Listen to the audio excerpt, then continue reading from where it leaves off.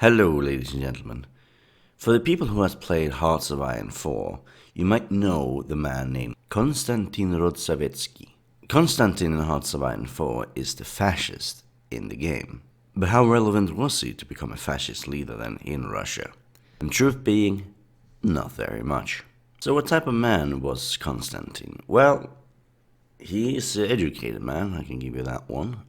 But he fled in 1925 to Manchuria, where he spent most of his life. But in Manchuria he started up his little fascist party. But he did it with what's called white emigres, which is people who fled after losing the battle with the Soviets, the White Russians during the Civil War.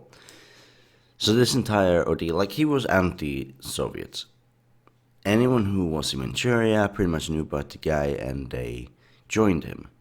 Not only because of his fascist beliefs, but mostly because he's anti-Soviet. He had around 12,000 followers in Manchukuo. But during the time he was there, it was mostly as a connection with the Japanese. So Konstantin and the Japanese had a dialogue multiple times with each other on how an invasion of the Soviet Union could happen. So the point that the Japanese had with these veterans of the White Army was to create a buffer zone between Japanese and the Soviets in the Far East. The White Army would control this buffer zone while being under the control of the Japanese. So the point was to create some sort of a national Russia, which is fully controlled by Japan. It's an absolute puppet state by Japan. This is what the 12,000 soldiers was going to do. And the aim was to cut off the Far East from the Soviet Union and to create a new state. And Konstantin would make this happen is by following exactly what the Japanese wanted them to do. They had no really free will to just fight the Soviets. The Japs wanted to use them as infiltrators, as destroyers, as destructive. So push them in because they are Russians, they will fit right in.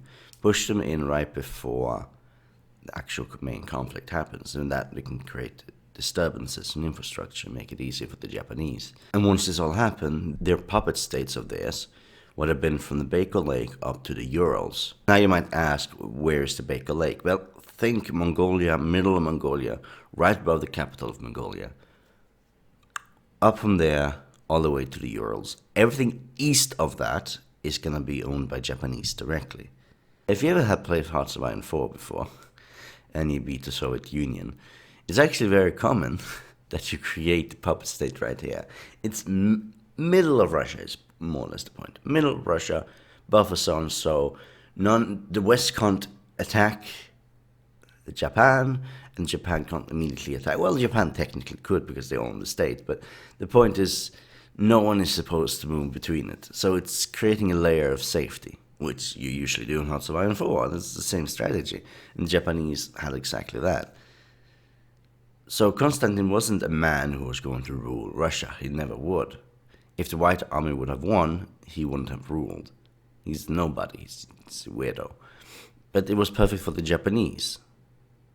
It's a man who's fully loyal to the Japanese cause, who's honestly such a cock. He will do it. And for you people who wonder, ever seen the picture of the swastika in the sky, the reason why he did that, well, he did it right in the border of the Soviet Union, sort of making it shine in towards the Soviet Union. The point was just to provoke. It's like, attack us, come on, attack us, attack us. Because if you do, you start a war with the Japanese. So it was clever. But yeah, this is all parts of Japan's co-prosperity sphere idea. So again, if Konstantin actually would have won, he wouldn't have ruled all of Russia. It would be puppet state.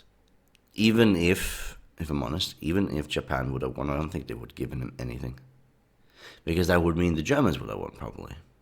And I'm guessing, to be honest, the Japanese didn't plan for Germany to invade the Soviet Union, per se. I mean, they did. They invaded the Soviet Union after Barbarossa. But I mean, to win. So they thought, if the Germans don't win, we can do this buffer zone thing. Because they expected the Soviet Union to still be alive when this buffer zone was created. That's the thing. They expected west of the Urals to be still Soviet, which is insane. But yeah, if the Germans would have won, they would have taken everything up to the Urals. The question is, would they then given Konstantin the middle of the Urals, I doubt it. I strongly doubt it. Because Germany would have created their own puppet with another man who's not a weirdo like this guy. After they lost the war, the conflict, because Manchuria didn't exist, the Soviets did it that he was promised freedom and that he would get a job in a Soviet newspaper. It's a way for getting into Moscow. It's like, hey, come to Moscow now when your plan has failed with the Japanese, and you'll be fine. And obviously he did it, which is also really stupid, because when he got there, he got killed. Like he got imprisoned and executed. So yeah, what did you expect? He wasn't a man of great anything, to be honest. He was a puppet to the end. He just followed whoever gave him the power to do something. He never did it by his own will, per se. In the end, he also tried to say that the Soviet Union was getting good. This is why he thought he wouldn't die. Yeah, so much for that. So, yeah, not a man who actually would have ever run Russia. Not in any capacity at all. And even if the Japanese plan worked out, which I don't really get how the plan functioned in the first place, they wouldn't do anything. The only thing he was useful for was to get, because I'm guessing he's a charismatic person, is to get those soldiers to do the dirty work of the Japanese. Infiltration, pretend to be civilians, to shoot soldiers, to kill, whatever. But not much more than that. Very sad, but it's what it is. What do you expect? Fucking cuck.